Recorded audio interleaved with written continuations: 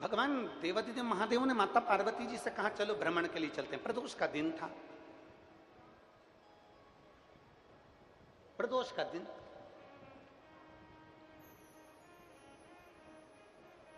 अब मेरे देवादिदेव महादेव जब चले, मेरे ओघड़दानी जब चले, पार्वती जी के साथ थोड़ी दूर पर चलने के बाद एक गांव आया, जिस गांव का एक सुंदर एक शिव भक्त था जिसका नाम रहनु था। शिव जी का एक भक्त जिसका नाम रहनु था। रहनु भगवान देवादिदेव महादेव के मंदिर में सफाई करना, शिव जी के मंदिर को साफ करना, शंकर जी के मंदिर में एक लोटा जल समर्पित करना और शिव के मंदिर को प्रकाशित करना।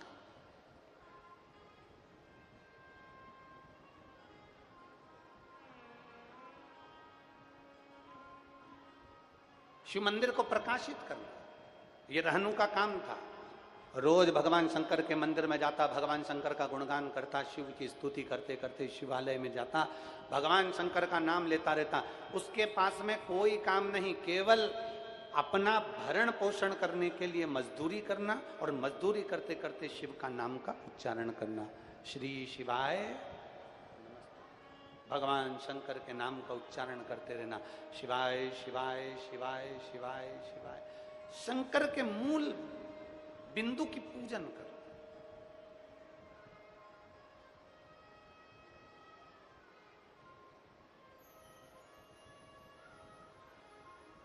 भगवान शिव के नाम का उच्चारण करना।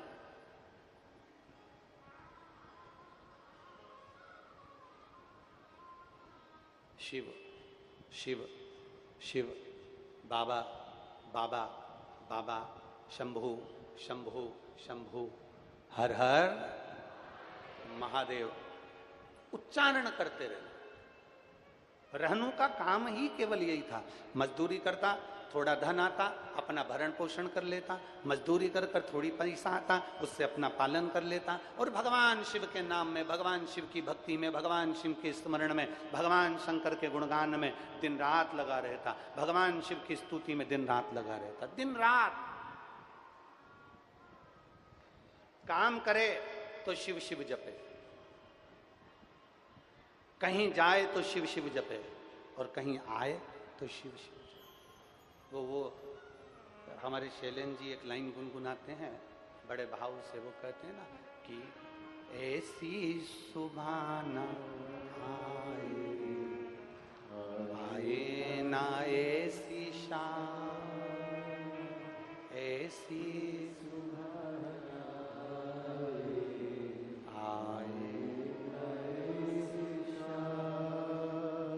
जिस दिन जुबां पे मेरी, जिस दिन जुबां पे मेरी आए ना शिव का नाम, ऐसी सुहाना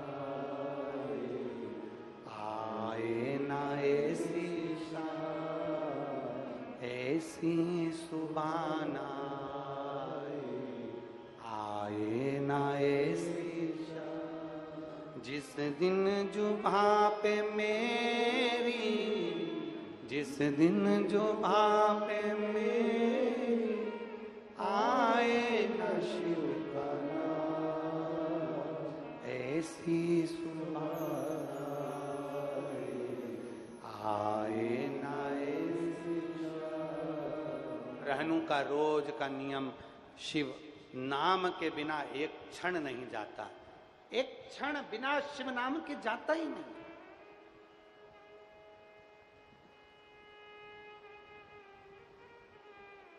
आप में भी कई माताएं, कई भाई, कई मेरी जीजियां, कई मेरे जीजा, कई मेरी बेटियां, कई मेरे बेटा, कई माताएं, कई भाई इस पूरे पंडाल में और कई आस्था चैनल पर श्रवण कर रहे हैं, कई फेसबुक यूट्यूब पर सुन रहे हैं, इन पूरे स्थानों पर जितने बैठे हैं आप में से कई ऐसे होंगे जिनकी घट की जिब्या में भी, जिनके हृदय में भी राम नाम, कृष्ण नाम, शिव नाम चलता ही रहता है। घट की जिब्या में कहीं ना कहीं भगवान का नाम चलता ही रहता है, जप रहे।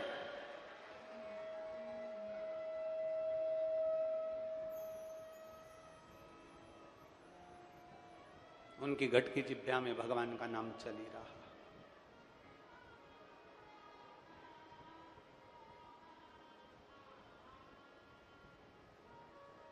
शिव पुराण कहती है, रहनु की घट जिब्या में भगवान का नाम चल रहा था।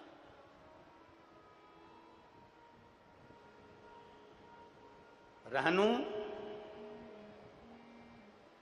एक मट्टी का टीला भी उठा लेता है तो उसमें भी शिव का दर्शन करता है।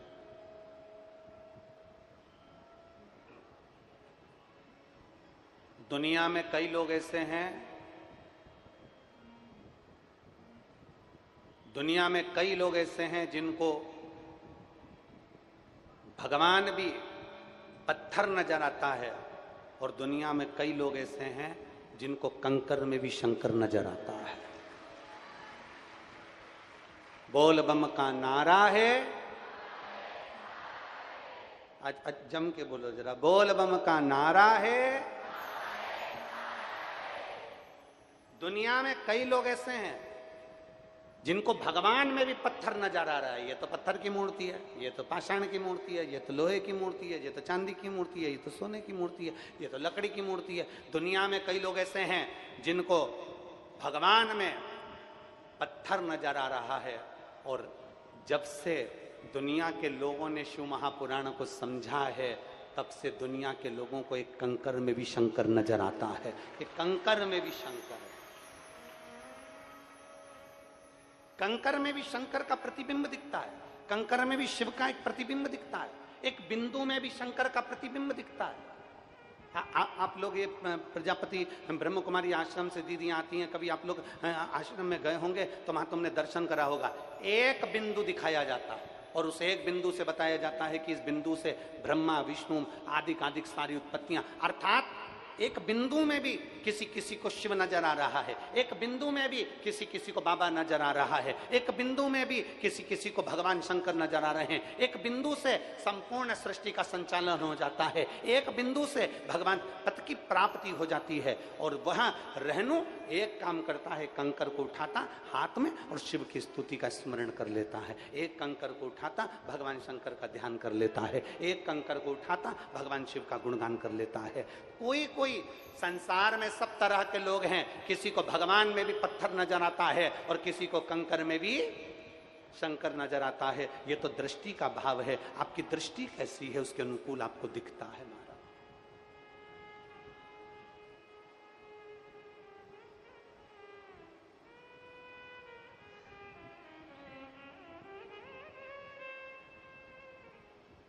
पांव की पायल की डिब्बी, डिब्बी में रखी है पायल। मेरी जीजियों के लिए बहुत अच्छा प्रश्न है, जरा उत्तर दीजिएगा, मैं आपसे पूछूं। तुम्हारे पांव की पायल की डिब्बी, तुम्हारे पांव में पहनने वाले बिछुड़ी की डिब्बी, तुम्हारे कान के कुंडल की डिब्बी, ईमानदारी से बोलना, डब्बी में पायल अच्छी लगती है कि पांव में पायल अच्छी लगती है? जम के बोलो जरा, जम के। पांव में। डब्बी कितनी भी सुंदर हो पर डब्बी में पायल अच्छी नहीं लगती। पायल हमेशा पांव में अच्छी लगती है, कुंडल डब्बी में अच्छे नहीं लगते, कान में अच्छे लगते हैं, अंगूठी डब्बी में अच्छी नहीं लगती, हाथ में अच्छी लगती है, हार डब्बी में अच्छा नहीं लगता, गले में अच्छा लगता है। उसी तरह मनुष्य दारू की दुकान पर अच्छा नहीं लगता, शिव महापुराण में अच्छा लगता है।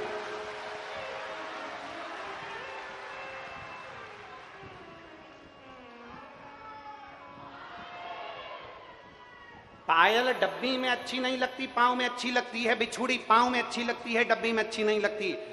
हार डब्बी में अच्छा नहीं लगता, गले में अच्छा लगता है। अंगूठी डब्बी में अच्छी नहीं लगती, हाथ में अच्छी लगती है। मनुष्य चौराहे पर नहीं, मदिरा की दुकान पर नहीं, शराब की दुकान पर नहीं, जुए के अड्डे पर नहीं। मनुष्य भगवान के मंदिर में और शिव महापुराण के अंदर बैठेगा तो अच्छा लगता है।